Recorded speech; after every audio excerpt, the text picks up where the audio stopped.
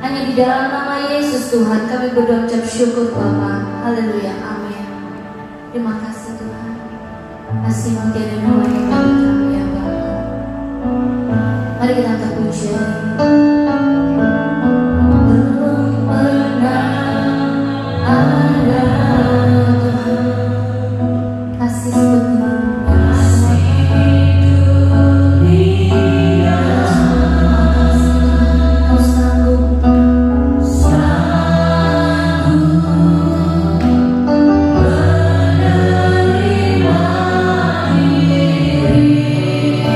Terima kasih Bapa.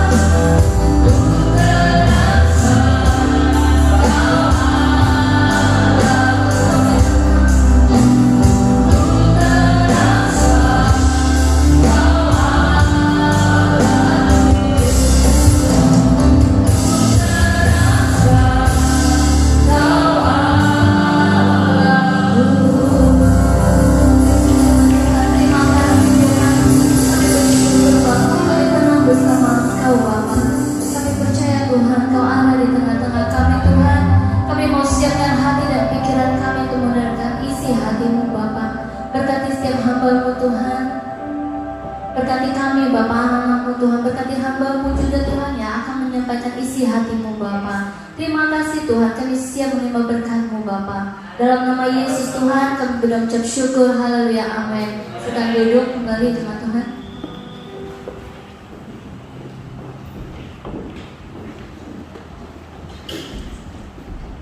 Shalom saudara-saudara sekalian yang dikasih dalam Tuhan. Apa kabar hari ini? Oke, hari ini saya diberikan tugas untuk melanjutkan serial tentang Tuhan adalah Gembala. Jadi selama beberapa minggu ini kita belajar tentang Tuhan adalah Gembala, ya. Saya mau review sedikit dengan apa yang sudah di-share selama beberapa minggu ini. Hopefully bisa membantu untuk remind akan akan apa yang sudah kita pelajari selama beberapa saat. Jadi by the way, visi di tahun 2021 ini adalah the year of apa? Total surrender. Jadi di tahun ini kita akan banyak belajar mengenai penyerahan total kepada Tuhan. Hidup ini adalah hidup yang sebenarnya yang terbaik adalah pilihan-pilihan Tuhan yang terjadi atas hidup kita dan kita menyetujui pilihan itu. Benar ya? Karena kita tuh semua punya free will, kita semua punya kehendak, kita punya choices yang kita bisa putuskan gitu kan. Tapi sebenarnya gini, yang terbaik dalam kehidupan kita adalah ketika pilihan-pilihan Tuhan, ketika keputusan Tuhan itu adalah yang menjadi pilihan kita. Ketika apa yang Tuhan mau itu adalah yang kita putuskan. Nah, untuk itu kita mesti belajar menyerahkan keputusan kita, belajar menyerahkan pilihan-pilihan kita, belajar menyerahkan apa yang sebenarnya kita coba untuk pilih untuk kehidupan kita sendiri, tapi kita ganti dengan keputusan Tuhan karena kita tahu bahwa keputusan Tuhan adalah keputusan yang lebih baik, terbaik dari apa yang kita bisa putuskan sendiri. Benar ya? Nah, the year of total surrender itu adalah tahun dimana kita bisa sama-sama mengganti, surrender, menyerahkan apa yang kita pikir baik, digantikan dengan apa yang terbaik dari Tuhan. Itu adalah the year of total surrender. Tahun dimana kita bisa menggantikan cita-cita kita yang sebenarnya kita tahu bahwa kita tuh cukup oke di sini. Kalau kita mengejar karir ini, kalau kita mengejar passion ini, itu akan oke buat kehidupan kita. Tapi Tuhan bagaimanapun juga adalah pencipta kehidupan kita dan Dia adalah Tuhan yang tahu persis apa yang terbaik buat kehidupan kita karena kita diciptakan olehnya. Kita ini adalah ciptaan dan Dia adalah pencipta. Having trouble? Nah, saudara, di minggu pertama kita belajar tentang damai sejati di dalam Kristus Yesus. Masih ingat saudara? Pak Petrus menceritakan tentang Tuhan adalah gembala kita. Tuhan adalah gembala kita. Tuhan adalah gembala kita. Kalau hidup kita dipimpin oleh Sang Gembala Agung itu, hidup kita akan oke, hidup kita akan luar biasa, hidup kita akan baik. Nah, di tahun total of surrender ini kita akan mengalami itu tuh, akan mengalami pimpinan Tuhan.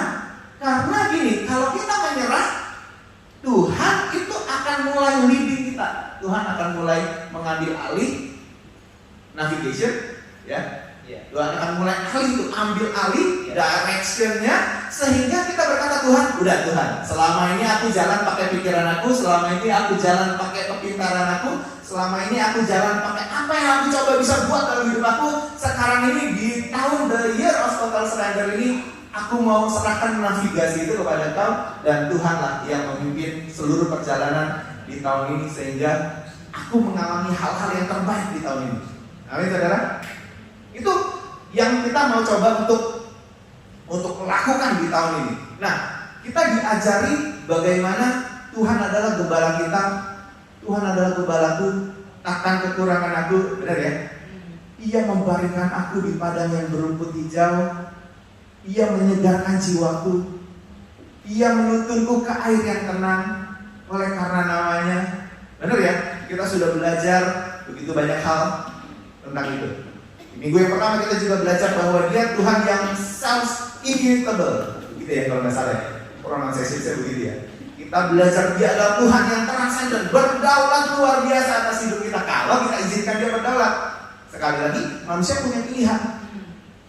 Kita izinkan gak dia berdaulat dalam kehidupan kita? Kita kasih kunci gak atas seluruh kehidupan kita supaya dia bisa membuka setiap ruang hati kita dan menavigasi kita sehingga jalan hidup kita adalah jalan yang dipimpin sepenuhnya oleh Tuhan. Karena sekali lagi domba itu apa? Ada 4, saudara. Kalau saudara mengikuti khotbah di minggu yang pertama atau yang ketiga gitu ya, khotbah itu ada domba itu 4. Lemah, bodoh,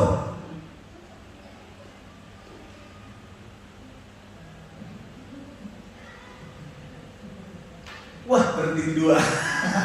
Tapi lumayan. Dari 4 poin dapat 2 poin, lumayan. Ayo, apa lagi? 2 lagi. Lemah, bodoh,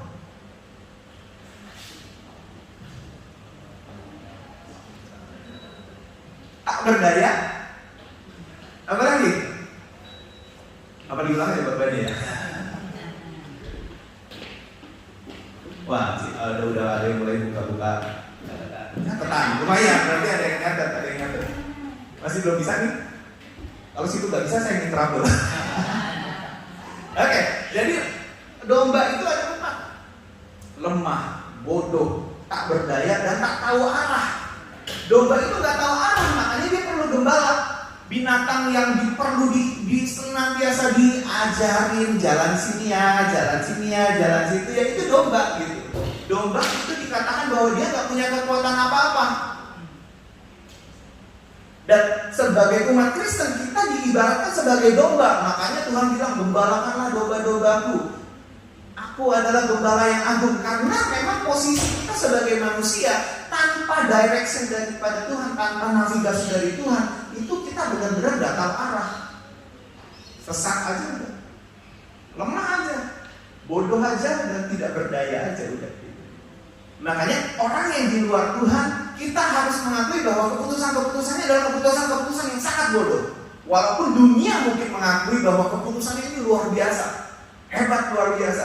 Tapi kita mengerti bahwa di luar Tuhan, keputusan-keputusan yang diambil adalah keputusan-keputusan yang bodoh, keputusan-keputusan yang lemah, keputusan-keputusan yang tidak tahu arah. Lah, kok biar begini saudara, 80 tahun hidup habis dikejar untuk cari uang. Dan uangnya itu nanti gak bisa dibawa untuk meninggal. Benar ya? Gak bisa dibawa ya? 80 tahun habis. Dari usia mulai produktif sampai produktif banget, sampai post produktif, sampai udah gak bisa apa-apa. Yang dipikirin adalah materi uang. Yang akhirnya dia tidak bisa bawa apa-apa juga. Itu adalah keputusan yang bodoh sebenarnya. Tidak tahu arah. Kalau kita tahu arah, 80 tahun hidup aku nih, aku mau selesaikan dengan baik, dengan track yang benar, dengan navigasi yang benar. Nah, itu akan menuntun kita kepada pimpinan yang luar biasa, dan hidup kita nanti akhirnya akan luar biasa bermakna. Gitu, ya. Bisa? Masih belum bisa? Kalau nggak salah kita tinggal di copy terus langsung kalau nggak main di PowerPoint aja, nggak usah lihat kursi.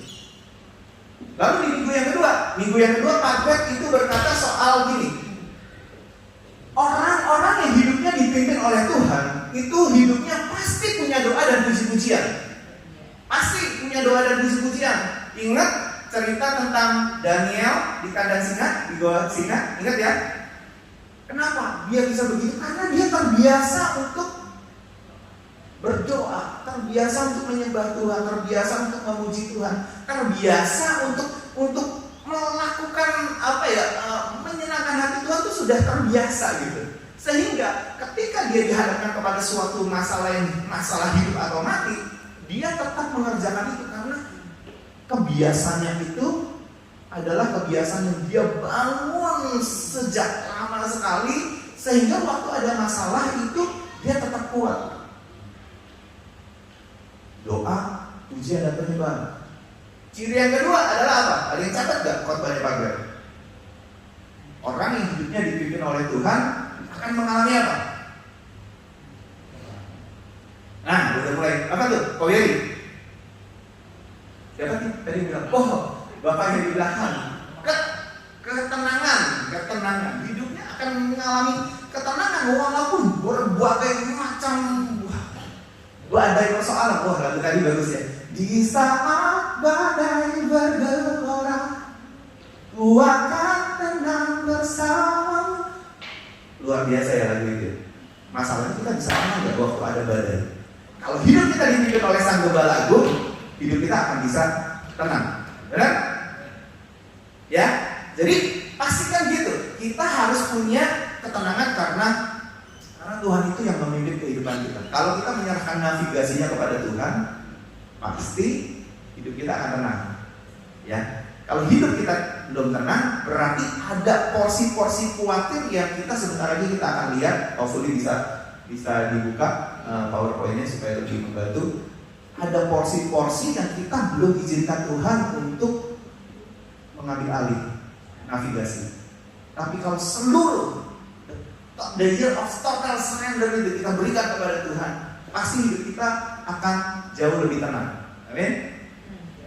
Ya, jadi pastikan di areal mana kita khawatir, itu adalah areal di mana sebenarnya Tuhan belum kita izinkan sepenuhnya mengambil keputusan dalam kehidupan kita. Karena seharusnya kita tidak khawatir, karena seharusnya kita tidak harus mumet banget ya, pikiran jelimet banget, mumet banget, sehingga kita pikirin bagaimana jalan keluar. Gini saudara, kalau kita khawatir itu kan begini, case-nya begini, karena kita belum tahu jalan keluar ya, benar gak sih? Benar ya? Yang itu yang paling gampang aja, paling logik aja. Kalau kita khawatir karena kita belum tahu gimana cara menyelesaikan itu, gimana cara keluar dari masalah itu, gimana cara dapetinnya, kita belum tahu, makanya kita khawatir, benar gak? Kita khawatir anak kita bisa sekolah di mana ya?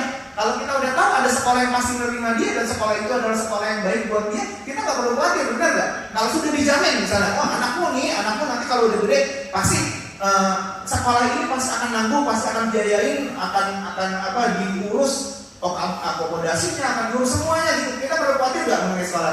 Nggak perlu, karena kita sudah tahu jalan keluarnya, sudah ada jaminan, sudah ada kepastian bahwa di problem itu, di case itu kita bisa udah ada jalan keluar gitu. Ya, ini cantik sekali. Bisa singin dikit gak?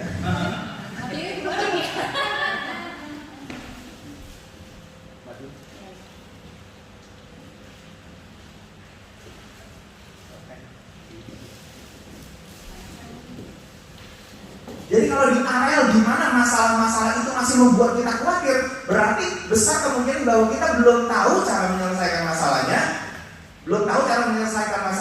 dan besar kemungkinan bahwa kita belum menyerahkan masalah itu kepada Tuhan, karena sebenarnya Tuhan punya jawaban, Tuhan punya jalan keluarnya, Tuhan punya solusinya. Ya, itu di yang kedua, minggu kedua. Di minggu yang ketiga kita belajar bahwa Tuhan Yesus adalah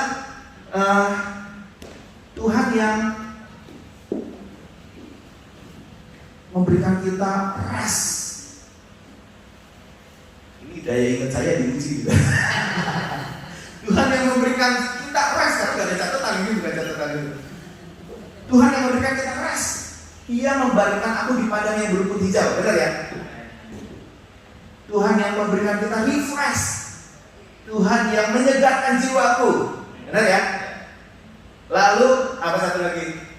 Restore. Tuhan yang memulihkan jiwaku, Ia menyegarkan jiwaku. Ingat ada ayat yang bilang begini, hai kau yang letih lesu dan berbeban berat, datanglah kepadaku dan aku akan memberikan kelegaan kepadamu. Benar ya? Artinya gini, letih lesu nih, ngadepin masalah udah loyo, udah capek, udah apalah, udah setengah ampun-ampun lah ya mengatasi satu pergumulan itu gitu. Lalu Tuhan bilang, ayo mari datang kepadaku, semua yang letih lesu dan berbeban berat, aku akan memberikan kelegaan kepadamu. Yang diberikan apa? Kelegaan supaya apa? Supaya bisa kuat, supaya bisa apa? Perang lagi, benar ya? Perang lagi, punya kekuatan lagi.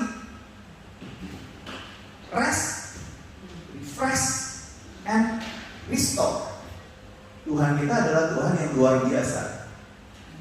Artinya gini, Dia punya semua solusi. Kalau kita capek, Dia kasih kita kelegaan.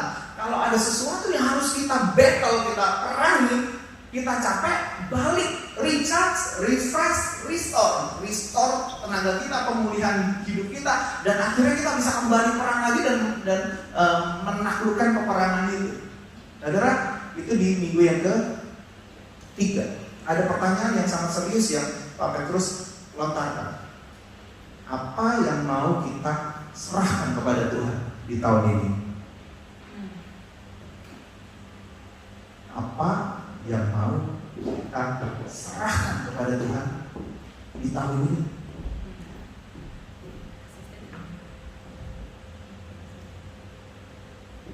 Ada nggak?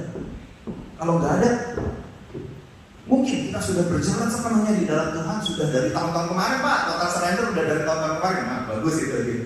Tapi kalau belum, kita harus pikirkan bagaimana caranya kita menyerahkan keputusan kita, menyerahkan cita-cita kita, menyerahkan apa yang sebenarnya kita pikir baik, kita gantikan dengan keputusan Tuhan yang kita tahu adalah keputusan yang terbaik buat kehidupan kita. Amin, saudara. Pekerjaan gembala adalah memelihara, melindungi, dan menuntun. Jadi domba itu kekuatannya bukan di dirinya sendiri. Kekuatan domba adalah di gembala yang memimpin kehidupan dia. Kekuatan domba adalah di tongkat dan dadanya gembala yang menghibur, memberikan direction, memberikan navigasi kepada domba itu, sehingga domba itu bisa tenang aja berada di padang rumput, makan dengan enak, dibaringkan, disegarkan, lalu gemuk, lalu jadi domba yang sehat, jadi domba yang baik. Kekuatan si domba ada di gembalanya. Makanya setiap domba itu perlu gembala, perlu direction. Setiap anak-anak Tuhan yang dikategorikan sebagai domba-domba Tuhan, kita perlu gembala. Gembala agung kita adalah Tuhan Yesus. Amin, saudara. Nah, jadi betapa luar biasanya ketika hidup dipimpin oleh Roh Kudus. Nah, di minggu keempat ini saya mau bahas tentang kepastian yang sejati di dalam Kristus. Kita sudah diajari bagaimana caranya refresh, restore, bisa rest di dalam Tuhan. Kita sudah diajari tentang bagaimana caranya hidup di dalam ketenangan walaupun ada badai bergelora. Kita sudah diajari bagaimana caranya tetap memiliki kehidupan doa dan puji-pujian dan penyembahan walaupun di tengah masalah yang luar biasa. Hari ini kita mau bahas tentang kepastian yang sejati di dalam Kristus Yesus. Oke, ada kepastian ketika hidup kita dinavigasi oleh Tuhan, ketika hidup kita dipimpin oleh Tuhan. Kepastian apa? Pertama adalah kepastian pertolongan yang datang dari Tuhan. Kepastian pertolongan yang datang dari Tuhan. Siapa yang kira-kira punya masalah saat ini dan belum tahu cara keluarnya dari mana? Atau ada hal-hal yang kita alami, kita belum tahu, tapi kita mengerti bahwa ada kuasa yang luar biasa yang tahu masalahku, yang tahu cara penyelesaiannya masalahku, dan aku berharap kepada Tuhan yang akan menuntun kehidupan aku sepanjang tahun ini, sehingga hopefully sepanjang tahun ini aku menyerahkan setiap khawatirku, masalahku, ketakutanku kepada Tuhan, dan hopefully Tuhan akan membawa aku mengalami itu di tahun ini dan bukan di tahun depan.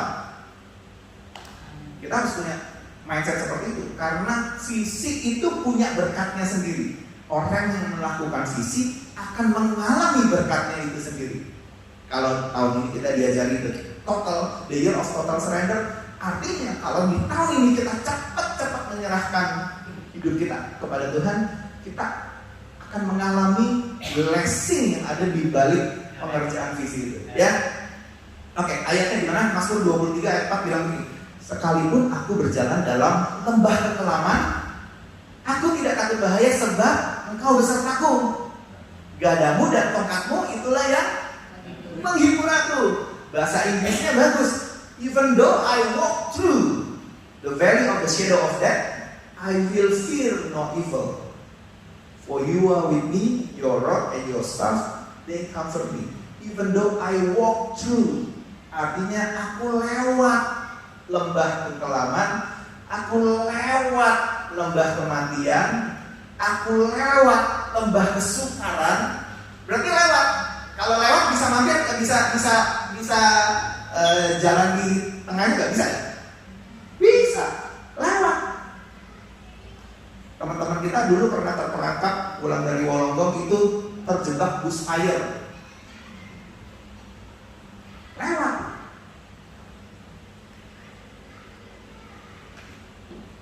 Terjebak gitu. Tapi lewat. Kamu lewat berarti apa? Ya lewat. Lolos, benar ya? Benar ya?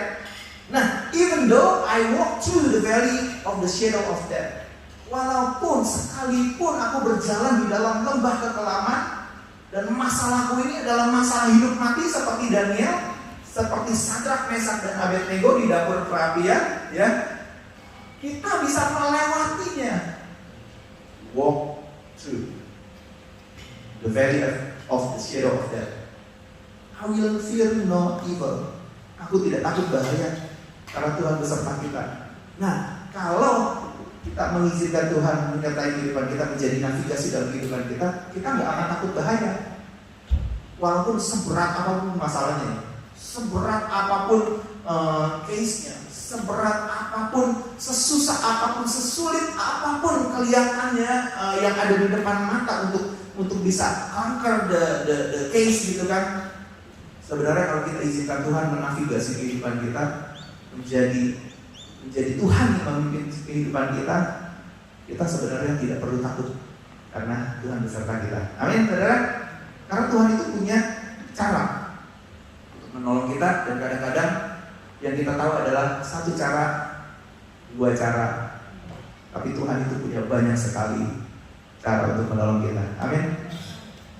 Saya bilang kepada teman-teman pastoral, cara yang kita punya adalah cuma satu.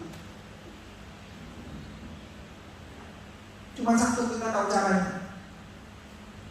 Untuk apa? Untuk tinggal di sini misalnya gitu ya. Kamu sekolah Alkitab, kamu benerin panggilanmu, kamu murnikan panggilanmu, kamu terjun ke dalam panggilanmu, buka gereja, disponsorin, lalu itu cara yang kita tahu. Cuma satu cara yang kita tahu. Saya bilang, jangan andalkan kita. Tuhan punya cara. Kita nggak punya banyak cara. Cuma satu cara itu yang kita tahu. Dan kita berharap ada cara-cara lain yang kita melihat, kita amazed dengan cara yang Tuhan berikan dalam kehidupan umat Tuhan di tempat ini. Tapi yang kita punya tahu cara satu, pengalaman kita ya dari situ. Bapak dari situ, saya dari situ. Yang kita tahu cuma satu. Kita kepingin memperkaya akan pengalaman-pengalaman rohani dengan Tuhan lewat kehidupan orang-orang yang ada di sekitar kita gitu. Jadi kendalikan Tuhan, karena Tuhan punya banyak cara gitu. Oke, Markus 4 ayat 39 sampai 40 bilang begini. Ini cerita tentang murid-murid yang ada di sebuah perahu, dan perahu itu diterjang dengan angin sakal ya. Tuhan itu tidur di puritan, gitu kan? Lalu Tuhan itu dibangunkan. Lalu ayat 39 sampai 40 berkata begini. Ia pun bangun, menghardik angin itu dan berkata kepada danau itu, diam, tenanglah. Lalu angin itu reda dan danau itu menjadi teduh sekali. Lalu Yesus berkata kepada murid-muridnya, mengapa kamu begitu takut? Mengapa kamu tidak percaya? Ada Tuhan bersama-sama dengan mereka di dalam sebuah perahu. Mengapa kamu begitu takut? Mengapa kamu tidak percaya? Padahal ada Tuhan.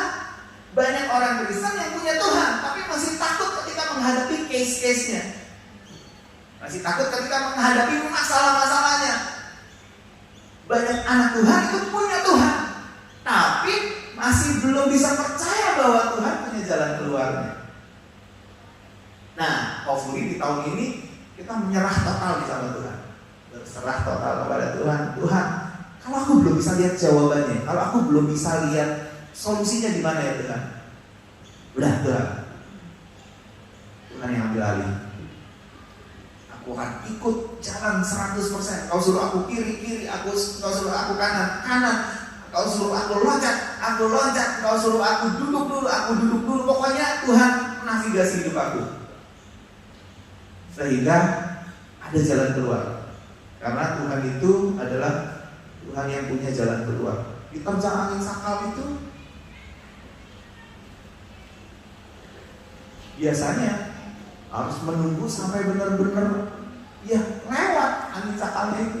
Tapi Tuhan itu menghentikan badai dan tofan itu di tengah-tengah hebatnya angin sakal itu. Dia redakan itu. Dan Tuhan punya jalan keluarnya. Nah, masing-masing dari kita, ayo jangan sampai kita punya ketakutan. Karena memang apa yang ditebarkan oleh iblis adalah roh ketakutan, roh yang tidak mau percaya kepada apa yang Tuhan punya. Seberat apapun, sesulit apapun, sehebat apapun masalah kita, pasti ada pertolongan Tuhan. Amin. Ada kepastian pertolongan dari Tuhan kalau hidup kita dipimpin oleh Tuhan. Amin. Pergumulan apapun dalam hidup kita, masalah apapun dalam hidup kita, seberat apapun, pasti ada pertolongan Tuhan dalam hidup kita. Amin. Jadi saudara, semua persoalan kita ada ujungnya. Benar ya? Ada expiry date-nya, ada use by date-nya, ada ujungnya semua masalah itu. Gak ada masalah-masalah yang ada di dalam hidup kita tuh gak ada ujungnya. Gak ada. Kalau bersama-sama dengan Tuhan, Dia punya jalan keluar yang mengeluarkan kita dari setiap masalah itu. Amin. Jadi masalah itu akhirnya stop karena sudah selesai. Selesainya karena apa? Karena kita mengikuti jalan Tuhan dan Tuhan punya jalannya dan kita ikuti jalannya, sehingga jalan-jalannya itu akan mengeluarkan kita dari masalah itu. Jadi semua persoalan kita ada ujungnya, semua persoalan kita ada jalan keluarnya. Amin saudara. Jangan takut ketika kita sedang mengalami masalah ini, saking bertahan. Banyak doa kalau kata Pak Greg, banyak memuji Tuhan. Ayo tenangkan pikiran kita. Supaya apa? Supaya kita bisa konsentrasi mendengar suaranya Tuhan. Kalau enggak nanti susah, begitu banyak suara yang kita dengar dan akhirnya kita bisa terdistraksi dengan suara-suara yang lain. Oke, sama-sama bilang sama saya, Tuhan adalah sumber pertolonganku. Aku takkan kekurangan pertolongan. Sekali lagi ya, dengan iman ya.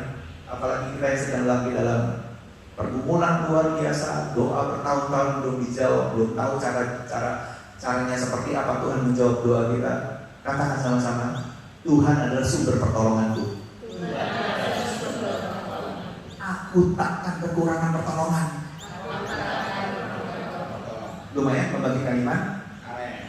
Nah, lumayan ya.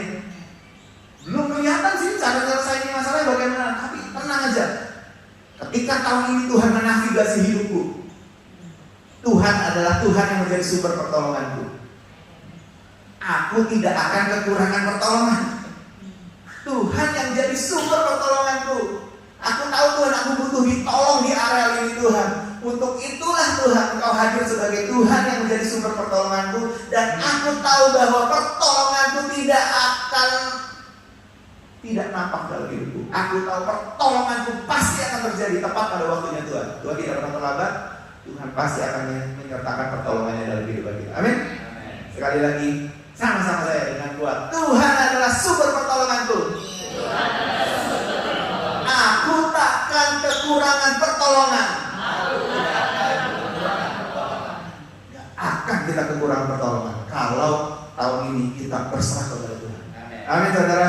Tetap berharap, tetap percaya, tetap mengharapkan Tuhan. Dia punya jalan keluarnya. Amin. Jadi serahkanlah segala kekhawatiran kita kepadanya, sebab Dia adalah Tuhan yang memelihara kita. Ayatnya kalau saya mau catat di 1 Petrus 5 ayat 7. Serahkan segala kekhawatiran kita kepada Tuhan, sebab Dia yang memelihara kita. Kalau Tuhan yang memelihara hidup kita, beres hidup kita. Amin saudara. Ya. Jadi di tahun ini serahkan segala kekhawatiran kita. Memang kekhawatiran ini menyedot banyak perhatian hidup kita. Khawatir apa ya? Khawatir ini, khawatir itu, khawatir ini. Begitu banyak hal yang kita khawatirkan, begitu banyak tenaga, energi yang terserap ke situ, sehingga kita jadi nggak bisa banyak berjalan dengan rencana Tuhan. Padahal Tuhan punya rencana yang indah.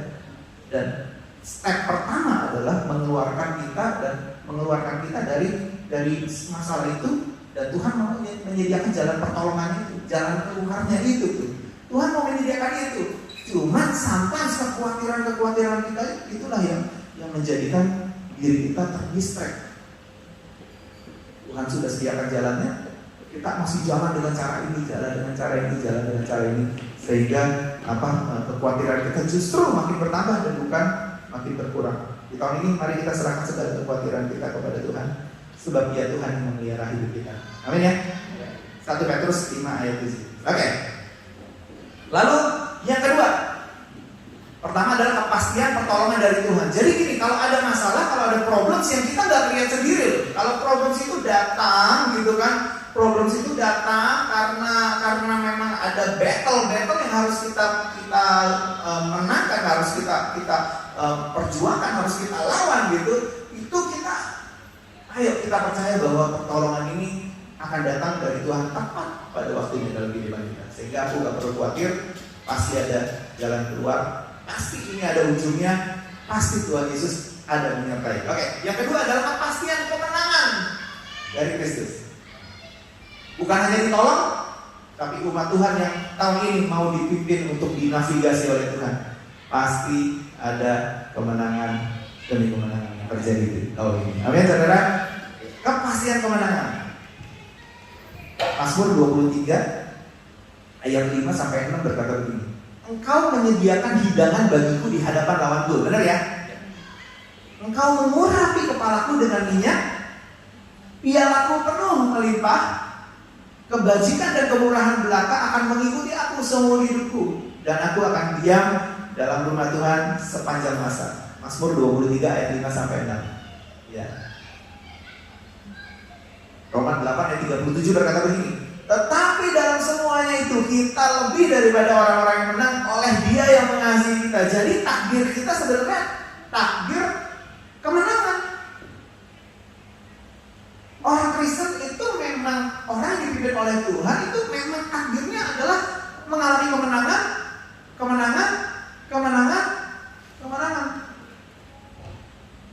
Karena Tuhan kita mendesain hidup kita, mendesain seluruh rangkaian hidup kita dengan penyertaannya itu mengalami kemenangan demi kemenangan. Karena sepanjang track recordnya Tuhan bertanding dengan iblis, belum pernah dia kalah. Dulu kita suka banget sama Mike Tyson gitu, zaman saya tuh Mike Tyson gitu. Suka karena gak pernah kalah. Siapa yang menang?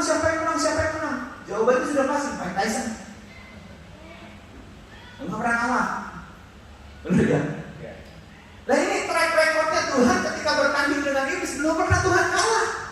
Kalau sekali aja dia kalah, sekali aja dia sujud menyembah iblis waktu pas diuji. Mungkin saat ini kita tidak bisa seyakin ini dengan Tuhan kita. Amin gak saudara? Tapi karena kita tahu bahwa Tuhan kita tidak pernah kalah. Tidak pernah. Dia mati di salib itu bukan karena kekalahan dia atau kelemahan dia, bukan. Justru ketika dia disalib itu adalah bukti bahwa memang ini yang seharusnya terjadi dan memang itu sudah direncanakan untuk penebusan dosa manusia. Itu yang sebenarnya terjadi. Tapi iblis tidak tahu akan rencana itu. Dan makanya Tuhan mendesain, men-set up kehidupan kita, jalan yang penuh dengan kemenangan demi kemenangan. Tapi jangan lupa, kemenangan itu harus dilalui melalui sebuah peperangan. Harus melalui sebuah battle. Artinya, alami battle-nya, dinavigasi oleh Tuhan, ada kepastian kemenangan di situ. Amin, saudara.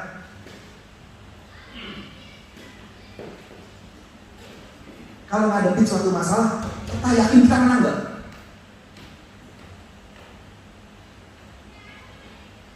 Ini pertanyaan serius gitu. Ketika kita mengalami suatu masalah, kita yakin kita menang apa enggak? Benar ya? Pada teman-teman yang saya konseling, ada isu rumah tangga, biasanya saya tanya begini, kamu lebih apa dari dia? Kalau dia nggak bisa jawab, kamu udah hampir kalah nih. Mesti di restore dulu. Pikiran, mindset mesti di restore dulu. Kamu mesti yakin dulu kamu menang dari dia. Bagaimana laki bisa pulang kalau kamu sendiri gak tahu kelebihan kamu apa dari wanita itu? Make sense gak? Dia lebih cakep. Aku bukan siapa. Dia anak orang kaya. I'm nobody's child. Dia lebih muda. Aku sudah tua. Kalau pikiran kita begini, bagaimana mungkin suami kita pulang? Nggak mungkin. Lah kita aja nggak ngerti kelebihan kita apa. Kita aja nggak ngerti apa yang kita punya dalam hidup kita, gitu. Biasanya mesti dirisau ulang. Minimal ada satu hal yang orang lain punya dan kamu nggak punya. Yang kamu punya. Walaupun dia lebih cakep, dia lebih hebat, dia lebih kaya, dia lebih tinggi, dia lebih wow gitu ya kelihatannya. Minimal ada satu yang kamu punya dan dia nggak punya. Apa itu? Pemberkatan pernikahanmu yang diberkati oleh Tuhan. Dia nggak punya, kamu punya. Dan kalau kamu punya itu, Tuhan akan memihak kepada kamu. Walaupun kamu gak lebih cantik, walaupun kamu gak lebih hebat, walaupun ketika dibandingkan dengan yang lain, kamu gak punya apa-apa. Tapi kelebihan itulah, kekuatan itulah yang jadi sumber Tuhan yang penting di dalam merit aku itu. Aku adalah orang yang diberkati oleh Tuhan pernikahannya bersama dengan orang itu. Apapun yang terjadi Tuhan, aku tahu berkatmu ada dalam hidupku, penyertamu ada dalam hidupku. Satu hari Tuhan, aku akan memenangkan pertandingan ini. Aku akan lihat suamiku balik lagi, aku akan lihat istriku balik lagi, aku akan lihat Tuhan Yesus.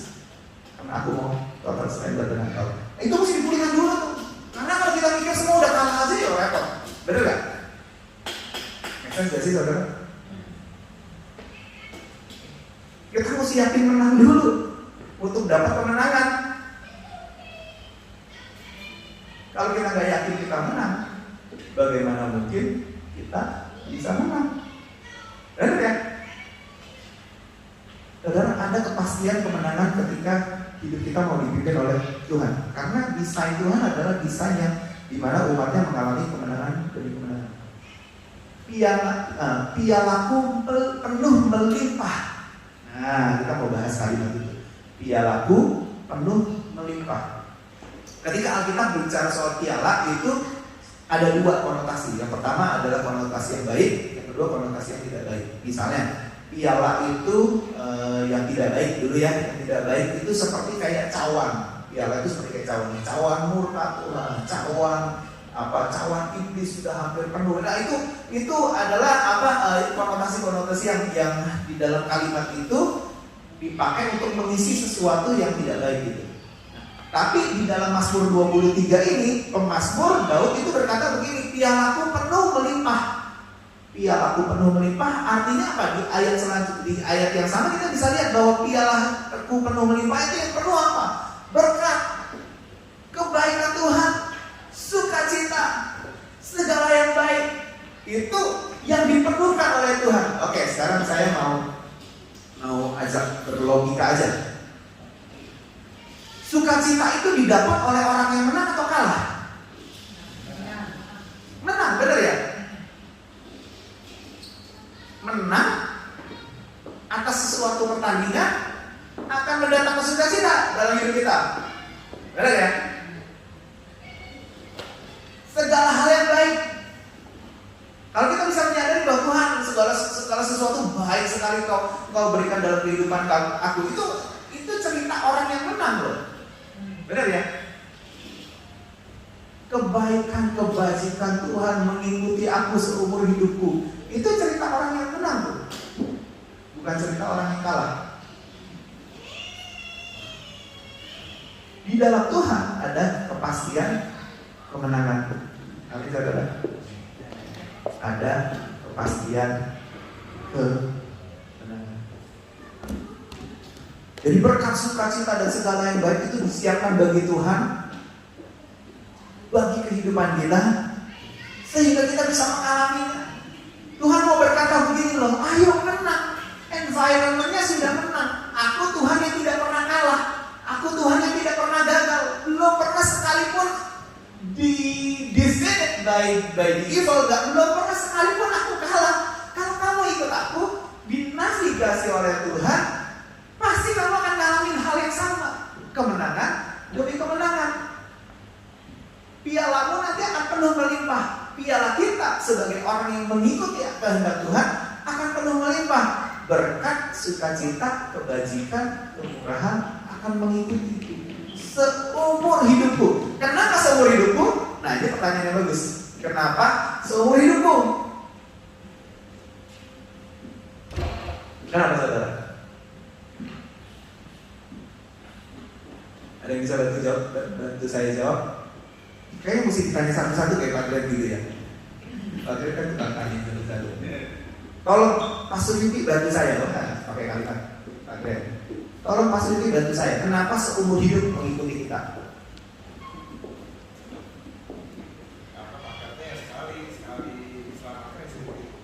Sekali diselamatkan seumur hidup. Tolong Pastor Jeffrey. Sekali-sekali jalan-jalan lah. Kenapa seumur hidup? Mazmur 23 tadi itu hebat banget.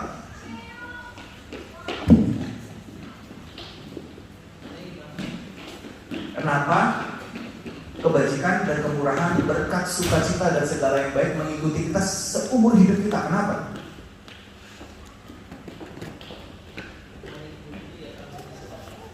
Karena sudah diselamatkan.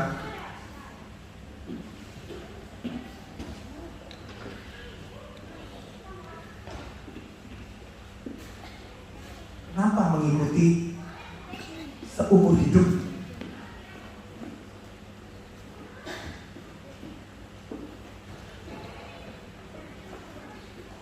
Nah, mau jawab bagus sekali.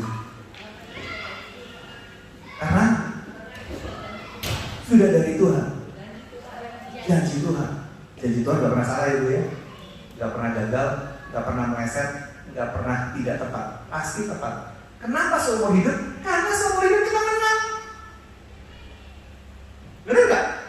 Kalau menang ada berkat, kalau menang ada sukacita, kalau menang ada segala sesuatu yang baik, kalau menang ada kemurahan demi kemurahan Tuhan tuh kita nikmati, kita alami. Menang, anak Tuhan itu memang harusnya menang.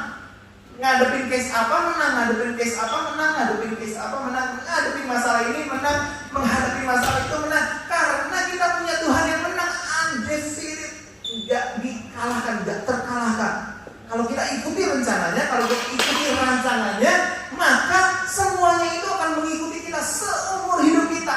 Kita ikut Tuhan tuh bukan menang sekali dua kali loh saudara. Bukan. Kita ikut Tuhan tuh kemenangan demi kemenangan, demi kemenangan, demi kemenangan, demi kemenangan. Dan itu terjadi seumur hidup kita sepanjang kita mengikuti kehendak Tuhan dan hidup dipimpin oleh Roh Tuhan. Gak ada yang amin saudara? Amin ya. Sehingga kita gak perlu khawatir akan masalah yang datang dalam hidup kita. Kenapa? Karena kita tahu, oh ini masalah datang lagi nih. Oke, masalah datang lagi. Oke. Sehingga aku punya Tuhan yang sama, tidak berubah dulu sampai sekarang sampai selama-lamanya. Aku punya Tuhan yang hebat dan aku tahu sepanjang umur hidupku, aku tahu bahwa caranya dia, jalannya dia, pimpinannya dia tidak akan membawa aku kepada kekalahan.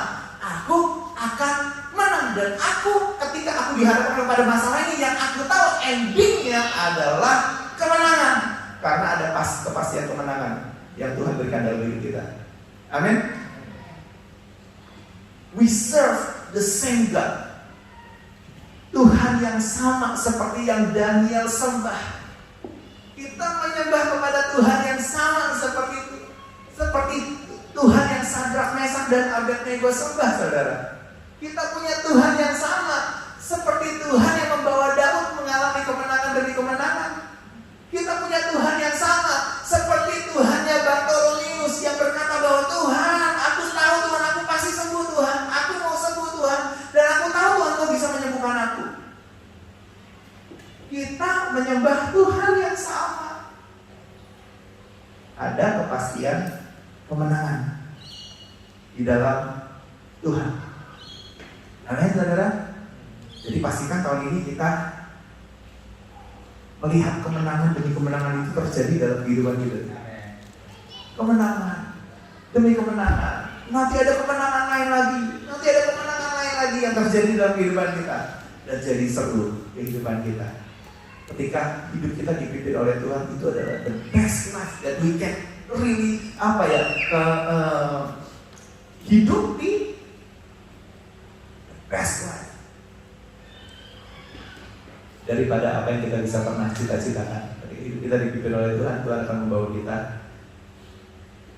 mengalami kemenangan dan kemenangan. Oke, lalu yang kedua, saya mau ajak saudara semua untuk ikut berkata-kata dengan saya. Kalau Tuhan adalah kemenanganku, tidak mungkin aku lari dari Tuhan. Lagi ya. Kalau Tuhan adalah kemenanganku, tidak mungkin aku lari dari Tuhan. Kalau Tuhan adalah kemenanganku, tidak mungkin aku lari dari Tuhan.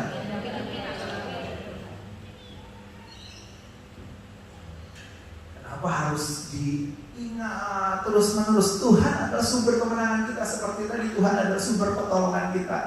Aku tidak akan kekurangan pertolongan Tuhan. Kalau sama Engkau, aku tidak akan kekurangan pertolongan.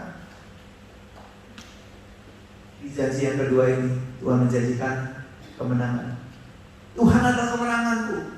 Makanya aku tidak mungkin lari daripada Tuhan. Aku tidak mungkin menjauh dari kasih-Nya. Aku tidak mungkin menjauh dari tuntunannya. Aku tidak mungkin menjauh dari perintah Tuhan. Karena Tuhan adalah sumber kemenangan aku. Dan aku mau lihat kemenangan itu terjadi dalam hidupku. Sehingga aku mau Tuhan ikuti apa yang Engkau mau. This is the total surrender. Aku mau lihat Tuhan kemenanganku. Aku mau lihat Tuhan keluargaku dipulihkan. Aku mau lihat Tuhan. Aku mau lihat Tuhan. Aku mau lihat.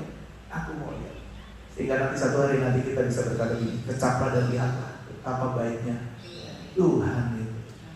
Bahwasannya untuk selama-lamanya kasih setianya, kemenangan lagi terlihat dalam hidup kita. Kemenangan lagi dialami oleh kita seumur hidup kita loh. Hebat ya, Mazmur 23 itu ya. Seumur hidup mengalami kebaikan, kemurahan Tuhan, mengalami sukacita, mengalami berkat Tuhan, mengalami sesuatu yang baik yang datang daripada Tuhan. Itu seumur hidup, saudara. Karena memang kita punya Tuhan yang tidak pernah bisa dikalahkan. Semuanya nothing kalau di-compare dengan Tuhan kita yang besar. Amin, saudara. Ya, jadi the year of total surrender ini, mari kita serahkanlah jalan hidup kita kepada Tuhan yang tidak pernah gagal. Amin, saudara. Tuhan tuh gak pernah gagal, saudara. Gak pernah kalah, gak pernah salah. Makanya itu, serahkanlah setiap jalan hidup kita kepada Tuhan. Dia gak pernah gagal, dia gak pernah salah. Kalau anakmu sudah berdoa, Pak, aku tahu Pak, Tuhan udah minta aku Pak kuliah di jurusan bercocok tanam. Wow, kita kan menjadi orang tua, buset, menjadi petani nih anak ini gitu kan. Kita kan langsung begitu, waduh, gak bisa, lawyer, dokter, sama arsitek gitu. Gak bisa, itu gak ada masa depannya. Kalau Tuhan sudah berkata begitu ya, kepada anak kita yang memang sudah rajin berdoa, kita didik untuk berdoa, kita didik untuk kenal suara Tuhan, gitu ya. Ikuti kehendak Tuhan, ikuti kehendak Tuhan itu. Nanti lihat Tuhan akan bawa dia menjadi orang yang kita nggak pernah kepikiran gitu loh maksudnya. Untuk lihat hidup anak kita mengalami kemenangan demi kemenangan karena dia mengikuti jalan yang Tuhan berikan. Ya, ikuti. Kalau ada doa, kalau kita sudah berdoa gitu kan, pindah ke Papua gitu. Bisa Australia lebih baik gitu. Ikuti aja. Tuhan maunya apa, ikuti aja. Karena Tuhan tahu yang terbaik dalam kehidupan kita. Dan seumur hidupmu tuh kau akan mengalami kemenangan demi kemenangan, demi kemenangan, demi kemenangan, demi kemenangan. Karena Tuhan punya kepastian di dalam kemenangan ketika kita hidup di dalam Tuhan. Saya mau minta pemain musik untuk bantuin saya. Selama saya mempersiapkan firman Tuhan ini, saya sambil nyetel lagu, saya pikir wah lagu ini baik sekali dan memang belum pernah dinyanyikan di jemaat nih, rasanya gitu. Tapi saya rasa semua lirik lagunya itu mengkonklud apa yang saya coba share hari ini. Ada kepastian pertolongan daripada Tuhan. Saudara yang ada di tengah-tengah masalah saat ini, berjuanglah, jangan menyerah, karena Tuhan punya cara untuk menolong kita. Saudara yang belum mengalami kemenangan demi kemenangan, masih terus berjuang gitu. Tahu bahwa Tuhan akan menolong suatu saat, tapi belum tahu kapan. Terus andalkan Tuhan, terus harapkan Tuhan. Ada kemenangan-kemenangan yang Dia sudah tahu, sudah taruh dalam hidup kita. Dan alami kemenangan. Jangan menyerah sebelum kau lihat kemenangan itu terjadi dalam hidup. Jangan nyerah sebelum kau lihat kemenangan itu kau alami sendiri dan kau akhirnya punya kekuatan lebih untuk mengalami kemenangan yang lebih baru lagi. Saudara, jangan kata saudara, saya akan coba nyanyi. Saudara resapi lirik dari lagu ini. Saya berharap kita semua hidup kita bisa dipimpin oleh Tuhan. Kemuliaan Tuhan pastinya di tengah badai. Kau pertolongan dan pengharapan Tuhan.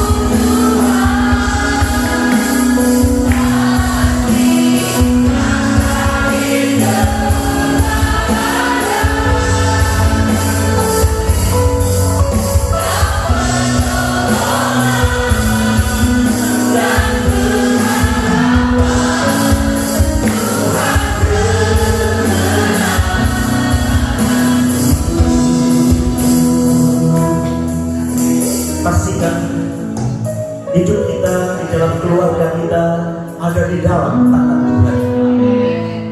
Kalau ada pernikahan yang belum pernah diberkati, beritahu kami supaya kami bisa mengarrange pemberkatan pernikahan kalian. Mungkin ada di antara saudara yang hanya menikah secara hukum dan belum pernah diberkati Tuhan. Itu seringkali bisa menjadikan masalah dalam kehidupan kita ketika kita memasuki rumah tangga. Beritahu kepada kami supaya kami bisa arrange untuk memberkati rumah tangga kalian. Bahkan sudah menikah 20 tahun yang lalu, saudara, belum terlambat. Kita bisa bawa ke dalam tangan Tuhan, karena itu adalah alasan Tuhan menjadi penolong. Itu alasan Tuhan menjadi kemenangan di dalam setiap persoalan yang ada. Kalau ada anak-anak yang belum diserahkan kepada Tuhan, saudara beritahukan kepada kami, Pak, anakku sudah berumur 25 tahun, tidak ada kata terlambat. Karena itu alasan untuk membuat hidupnya mendapat pertolongan Tuhan dan mendapatkan akan kemurahan daripada Tuhan. Kalau ada perencanaan-perencanaanmu hari-hari ini yang belum diserahkan kepada Tuhan karena kau merasa mampu, beritahukan kepada kami supaya kami ikut ambil bagian untuk boleh bersama-sama dengan jemaat di tempat ini mengangkatnya kepada Tuhan. Kalau bagi saudara yang masih ragu-ragu untuk menyerahkan hidupmu kepada Tuhan, dan saudara selama ini mengiring Tuhan belum masuk di dalam baptisan, beritakan kepada kami supaya kami bisa membantu mengaturnya.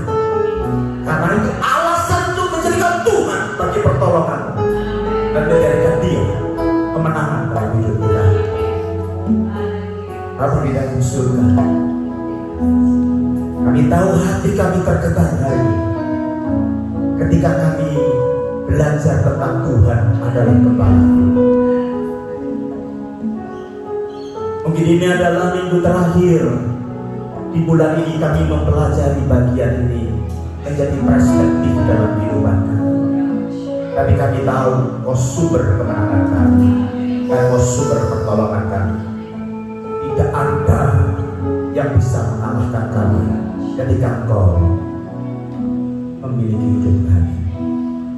Katakan firman-Mu hari ini Tuhan, sehingga kami tidak ragu lagi menyerahkan pernikahan kami dalam tangan, menyerahkan anak-anak kami dalam tangan, menyerahkan perencanaan kami dalam tangan, bahkan menyerahkan hidup kami ke dalam tangan. Sepanjang umurku akan disertai dengan pertolongan. Dalam nama Yesus kami berdoa dan kami mengucap syukur. Haleluya. Mari semua kita berkata, tepuk tangan yang paling baik dari kita. Haleluya. Kita kesempatan ke yang bertugas.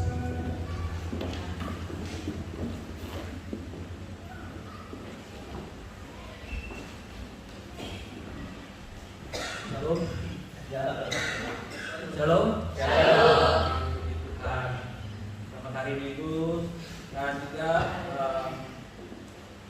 kami welcome bagi jemaat yang sudah hadir dan juga yang baru kemakan data dan juga yang mengikuti ibadah secara online juga. Kita senang sekali bisa beribadah bersama-sama pada pagi hari ini. Kami mengucapkan terima kasih banyak sekali dengan Bapak Pastor Iwan Santoso yang telah menyampaikan firman Tuhan pada pagi hari ini. Mari terus dalam ibadah Tuhan dan memberkati. Untuk kebaktian Narwastu pagi ini jam 10 diadakan di The Salwa Resto, Kensington. Terus doakan ada seluruh jemaat yang berkati Tuhan. Dan untuk kebaktian House Sacrifice hari ini diadakan jam 2 siang di tempat ini juga. Mari kita doakan juga atas seluruh jemaat diberkati Tuhan. Oke, tibanya saatnya kita akan membawa persembahan persepuluhan. Bagi yang membawa persembahan dengan cara transfer kita ada akunnya, silakan transfer ke akun gereja dengan nama Indonesian Christian Fellowship dengan BSI numbernya 082 332 dan akun nomornya 83 594 0914. Mari kita berdoa untuk kesempatan kita. Seperti kita baca ayat firman Tuhan yang di amplop persembahan. 1, 2, 3. Jangan masing-masing memberikan menurut kerelaan. Jangan dengan sedih hati atau kata-kata. Sebab Allah mengasihi orang yang memberi dengan sukacita. Amin. Mari kita berdoa. Bapa kami yang sudah mengucap syukur Tuhan pada pagi hari ini Tuhan, Kau telah memberkati kami Tuhan segala jasmani maupun rohani.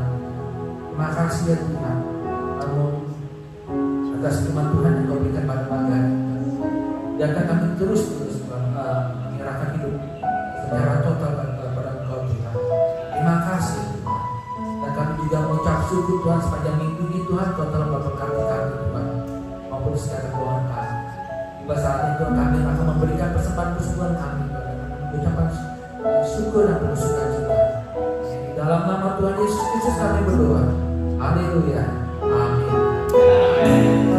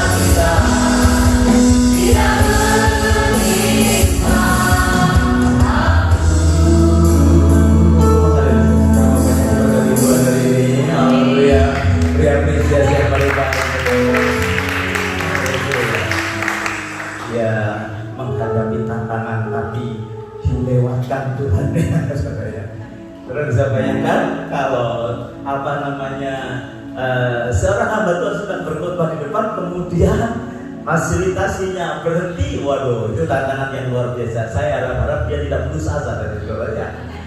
Dan sudah dilewatkan. Begitu orang yang dipimpin oleh Tuhan atau menjadikan Tuhan dalam kembarannya, dalam bayang-bayang maupun dilewatkan. Kalau bukan orangnya dilewatkan, masalahnya yang dilewatkan. Tidak ada yang membenci saudara, yang menyakiti saudara, saudara akan dilewatkan. Kalau tidak, orangnya yang dilewatkan, saudara. Sebabnya mungkin di sekitar Easter nanti kita akan buat sesuatu secara bersama-sama, yaitu penyerahan keluarga kita ke dalam tangan Tuhan. Dan sama lu, kalau ternyata saudara belum pernah diberkati di gereja, karena saudara mungkin menikah dengan lain agama dan lain sebagainya, hubungi kami. Bukan untuk apa-apa, supaya rumah tangga kita dipelihara oleh Tuhan. Ya, sama lu, kita doa sama-sama bikin acara yang simpel, memastikan suami istri itu menyerahkan perkawinannya dalam tangan Tuhan. Saya ketemu banyak orang sudah menikah dan sudah melayani, tetapi ternyata hanya surat dari government pernikahannya. Saya katakan baik sama-sama. Kalau nggak ada nggak apa-apa saudara. Yang kedua, kalau ada di antara saudara yang belum pernah menyerahkan anak saudara, walaupun itu sudah umurnya belasan tahun atau apa, saudara belum pernah secara resmi menyerahkan kepada Tuhan. Walaupun mungkin saudara anggap baik-baik. Mungkin kita datang nanti akan ada acara keluarga yang bersama-sama. Ya, kebutuhannya apa? Kita buat nanti sebelum Easter ya, supaya pastoral direct juga bisa memilihkan cara yang terbaik sehingga seluruh rumah tangga kita ada di dalam tangan Tuhan. Kalau saudara berkata, Pak, kami semua sudah oke. Tapi adik kami Pak, belum Pak. Doakan, kasih tahu. Kita mau ada acara seminggu menjelang Easter, kita serahkan rumah tangga dalam tangan Tuhan. Atau mungkin kalau di antara saudara sampai saat ini sudah mengenal Tuhan, tapi belum pernah dibaptis, saudara datang. Sama-sama datang kepada Tuhan. Siapa yang ingin rumah tangganya menjadikan Yesus adalah gembalanya? Angkat tangan tinggi. Amin. Beri tepuk tangan yang paling tinggi. Tuhan memberkati setiap kami pada saat ini. Mari kita berdoa. Bapak surga untuk tumpahkan tangan atas setiap kehidupan sidang jemaatmu. Baik yang di tempat ini, baik yang melihat secara online service, Tuhan kami berdoa biar Kau benar-benar mengendalikan kehidupan kami. Kami mau belajar. Ingatkan kami ya Roh Kudus, bagian-bagian mana yang belum kami serahkan kepada Tuhan. Tahun ini kami mau menjadikan Engkau sebagai gembala di dalam setiap kehidupan kami. Terpujilah kami. Tumpahkan tangan pada setiap kami saat ini. Kami berpisah satu dengan yang lain dengan membawa berkat yang besar dari Allah Bapa, cinta kasih dari Tuhan kita Yesus Kristus, dan persekutuan di dalam Roh Kudus menyertai Bapak, Ibu, Saudara sekalian, mulai sekarang bahkan sampai selama-lamanya. Haleluya. Sebab kita berkata amin. Sekali lagi selamat siang, Tuhan Yesus memberkati. Sampai jumpa.